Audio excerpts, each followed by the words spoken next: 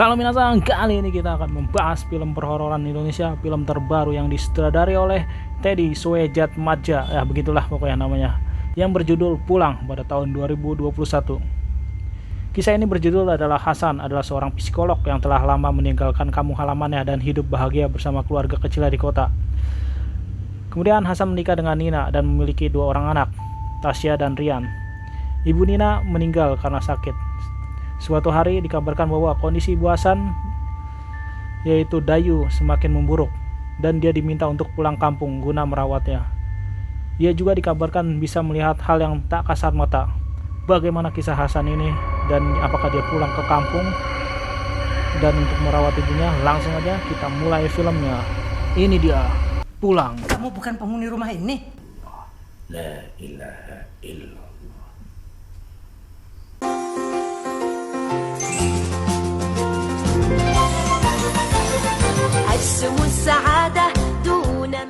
Awal film diceritakan terlihat seorang ibu-ibu yang sedang duduk di kamar ya, dan ibu itu bunuh diri. Lalu terbangunlah Nina. Ternyata itu adalah mimpinya si Nina. Nina ini memiliki seorang suami yang bernama Hasan. Hasan merupakan seorang psikolog, yaitu di Komisi Perlindungan Anak. Hasan yang sedang mencermin sambil berlatih berpidato karena ia akan berpidato di kantornya. Saat jam makan, Hasan pun menegur anaknya yang bermain HP. Kemudian anaknya beralasan bahwa hari ini hari libur dan jadi dia ingin bermain HP. Loh, kalau main HP terus itu bisa depresi, bikin mata. Singkat cerita, Nina yang masuk ke kamar merenungi sosok wanita yang ada di mimpinya. Ternyata itu adalah ibu kandung Nina. Ibunya Nina melakukan bunuh diri beberapa hari yang lalu. Nina selalu memikirkannya, tapi Hasan yang sebagai suami menentangkan Nina dan mengatakan bahwa ibu mungkin sudah sakit-sakitan. Dan beberapa kali juga ibu mencoba bunuh diri. Nina pun mengatakan sebelum ibunya mati ia melihat sosok penampakan di sudut kamarnya. Tapi Hasan tidak percaya hal tersebut dan Hasan meminta Nina untuk tenang atas kematian ibunya. Pula semua hal yang berbau mistis aku paling gak suka. Enggak, San. Hasan pun berangkat kerja. Setelah Hasan berangkat bekerja, tiba-tiba datanglah seorang wanita dan itu mengejutkan Nina. Ternyata Larsi yang datang, ia merupakan pembantu perawat ibu Hasan. Larsi memberitahu bahwa sekarang ibunya Hasan kondisinya makin memburuk. Kemudian ibunya Hasan ini mulai melihat sosok-sosok gaib di rumahnya. Seorang dokter pun pernah disuruh memeriksa ibunya Hasan ini. Tapi ia bilang ibu Hasan ini cuma halusinasi dan memiliki penyakit jiwa aja katanya. Narsi pun bilang ia tidak sanggup lagi untuk merawat ibunya Hasan ini. Memang sekarang harusnya anak kandungnya yang harus merawatnya, mungkin keadaan ibunya akan lebih baik. Malam hari pun tiba. Ketika sedang makan malam bersama, Nina menceritakan tentang yang terjadi pada siang tadi. Nina pun menyuruh Hasan untuk merawat ibunya, akan tetapi Hasan pun menolak karena ibunya telah menderita Alzheimer sejak lama. Setelah Nina membujuk Hasan, akhirnya Hasan mau merawat ibunya. Singkat cerita, Hasan dan keluarganya berangkat ke rumah ibunya. Lokasinya pun sangat jauh di pelosok desa. Setelah melalui perjalanan jauh, akhirnya Hasan pun tiba di rumah ibunya. Akan tetapi saat sampai, Hasan tidak menemui ibunya di rumahnya. Dicari si ibu nggak ada. Dan ketemulah di belakang sambil memegang pisau. Seperti ada sesuatu yang ia kejar. Hasan pun membujuk ibunya untuk melepaskan pisaunya. Dengar nggak? Ini Hasan, Bun. Bunda. Bunda.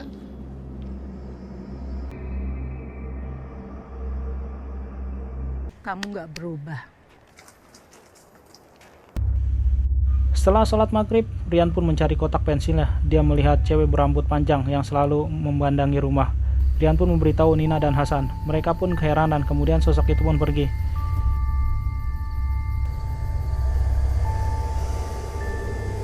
Siapa? Gak tahu. Si pada bangun? Tahu tuh Rian keluar kamar.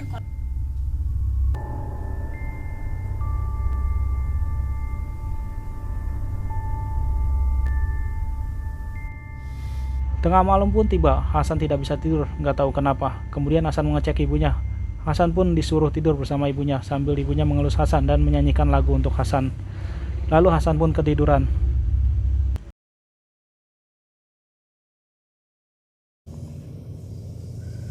Cuk mana Anakku.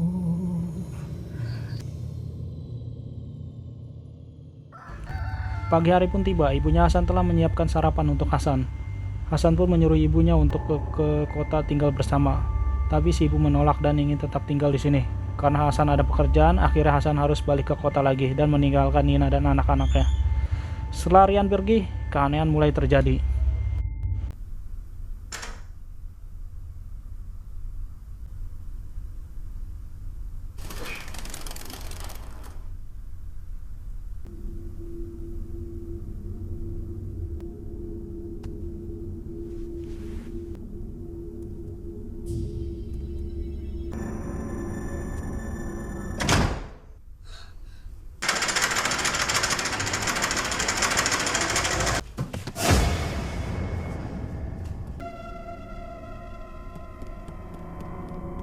Saat malam tiba, penyakit pikun ibu kembali kambuh. Ibu tidak mengingat Nina dan anak-anaknya. Nina pun mencoba menjelaskan bahwa ia adalah menantunya. Tiba-tiba ibunya Hasan berteriak, "Ini bukan tanggung jawabmu." Anda siapa ya? Istrinya Hasan.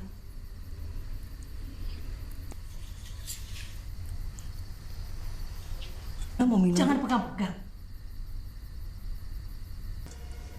Hari kibah. Hari kibah. Hari kibah. Hari kibah.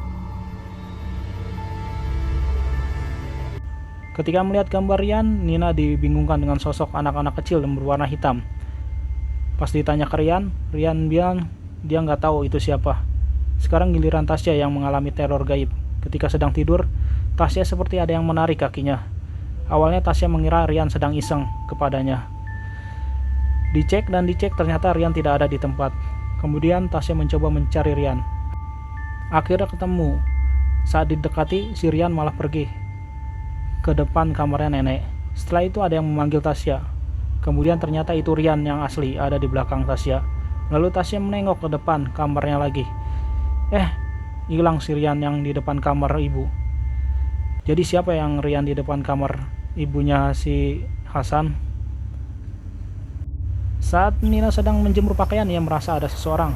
Nina pun mencari-cari dan terlihatlah ada kaki seseorang.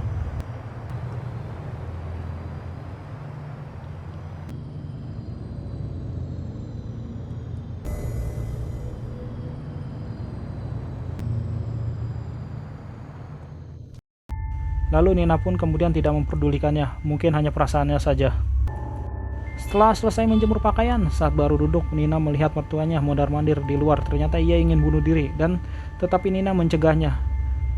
Dan diperbanlah tangan neneknya, Rian ini. Kemudian Nina disuruh membeli jahe, dan berangkatlah Nina membeli jahe. Karena rumah ibu Hasan ini jauh dari warung Teh Yuli, terpaksa mereka jalan kaki dah. Sampai di warung Teh Yuli, di situ yang melayani Pak Ustadz. Ngalor ngidur ngomong ke sana kemari, lalu Pak Ustadz ini bilang bisa menghilangkan segala pengobatan kegaiban di Indonesia. Wah, kebetulan nih. Tuan kesini? Pak nggak pakai sarung dulu? Ya, dari mulai kampung atas, urusan keagamaan, urusan penyakit non medis, kan urusan kejantanan aja. Nyarinya hanya masih banyak yang ganggu ya. Seperti penampakan, rumah angker. Saat selesai beli jahe, tiba-tiba Rian hilang. Tasya yang kasihkan main HP lupa menjaga Rian dan akhirnya hilang si Rian ini. Setelah dicari-cari, akhirnya ketemu Rian. Saat Rian ketemu, tiba-tiba Narsi lewat. Nina lalu mengikuti Narsi ke suatu tempat. Setelah sampai ke tempatnya, terlihat ada wanita gila di situ. Nina pun langsung masuk dong, padahal bukan rumahnya, anjir, belum minta izin, langsung masuk aja. Lanjut, Nina pun melihat banyak foto orang gila di situ. Orang gila ini sewaktu kecil dan anak-anaknya terlihat di fotonya. Dan ada sebuah koran menceritakan tentang hilangnya seorang anak. Setelah orang gilanya datang, Nina pun bergegas mengambil foto dan pergi. Malam pun tiba. Dan tiba-tiba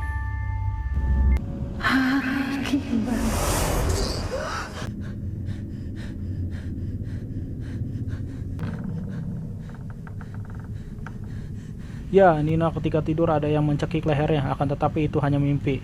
Lalu pintu terbuka sendiri. Ketika dicek, ada seseorang di depan rumah. Penasaran nih si Nina. Dilihatlah, dicek, dan tiba-tiba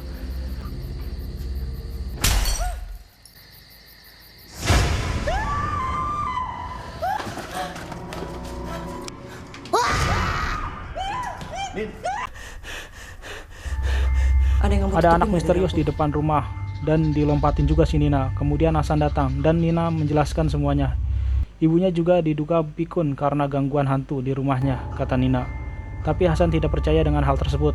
Keesokan harinya, Tasya yang sedang selfie diganggulah dia oleh anak laki-laki yang kemarin. Terlihat fotonya ada seorang laki-laki. Saat dilihat ke belakang, kok anaknya hilang, gak ada. Karena sering diganggu, Nina pun keingat Pak Ustadz yang di warung Teh Yuli dan disuruhlah Pak Ustadz buat ngilangin hal gaib di situ. Dimulailah ritual Pak Ustadz ini. Ketika memulainya, kemudian ibunya Hasan menggambar seperti pohon dan tulisan arah kiblat.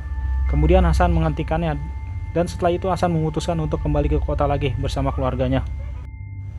Nina yang ingin pamit ke ibunya Hasan kemudian masuk ke kamarnya dan tiba-tiba ibunya Hasan tidak menjawab. Pas dicek ternyata sudah meninggal. Dia melakukan bunuh diri, ibunya Hasan ini. Akhirnya mereka tidak jadi pulang dan memutuskan untuk mengurusi jenazah ibunya. Saat ingin tidur, Nina menyadari sesuatu tentang pohon dan arah kiblat yang digambar ibunya Hasan. Kemudian Nina malam-malam menggali di bawah pohon dong. Anjir, malam-malam ngapain gali pohon? Bukan besok pagi kek, kan masih ada besok. Aduh, aneh-aneh. Saat menggali ternyata ada tulang belulang yang digali Nina. Kemudian Hasan menghampiri dan menceritakan semuanya. Ketika Hasan masih kecil, ia mempunyai sahabat yaitu Dimas. Dimas seperti dianggap anaknya sendiri. Singkat cerita, saat itu mereka bertengkar. Hasan tidak sengaja memegang pisau dan membunuh Dimas. Ibunya Hasan yang mengetahui itu mencoba merahasiakannya ini semua dari siapapun dan menyimpan jasadnya Dimas di bawah pohon. Pada malam hari ibunya Dimas mencari Dimas. Akan tetapi ibunya Hasan bilang dan berbohong. Bilang Dimas tidak main ke sini hari ini. Akhirnya ibu Dimas menjadi gila akibat kehilangan Dimas. Dan di sini terungkap ibunya Hasan bukan mati karena bunuh diri, tapi Hasanlah yang membunuhnya. Mendengar itu Nina pun shock mendengarnya, tapi Hasan malah mencoba membunuh Nina karena Nina telah mengetahui rahasia tentangnya. Tapi Hasan ragu tidak membunuh Nina. Dan tiba-tiba